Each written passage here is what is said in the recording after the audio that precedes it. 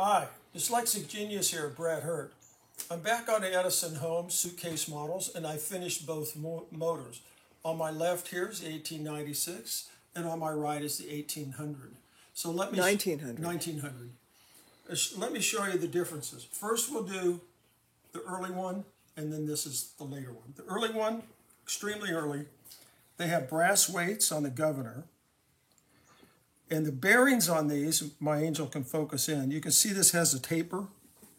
Usually the bearing comes out and then there's a shaft that goes in to the governor shaft. This is opposite.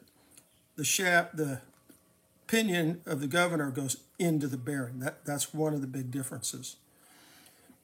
The other thing is they both look the same. The later one has bigger gears. You can see here off the spring barrel. We have bigger gears.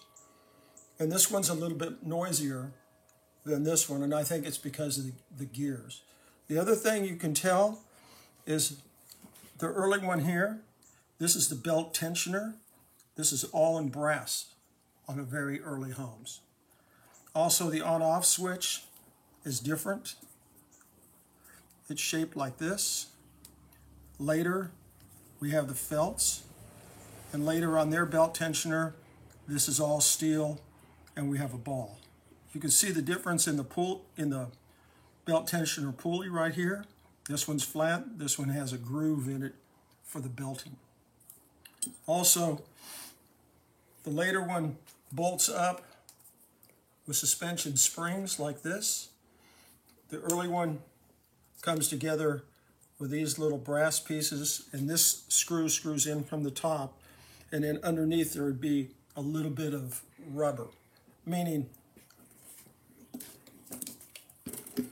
this is suspended because that spring comes in here like that, and that suspends it.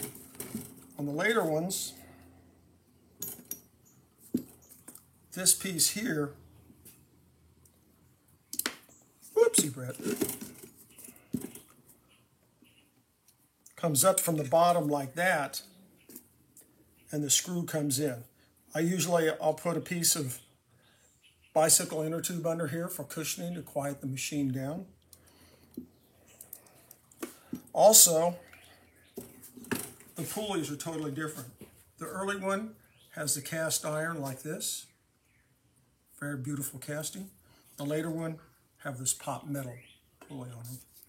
These are just some of the differences about the motors and what they look like and how to distinguish between very early Edison home and a later home motor. You also can see the difference in the spring barrels.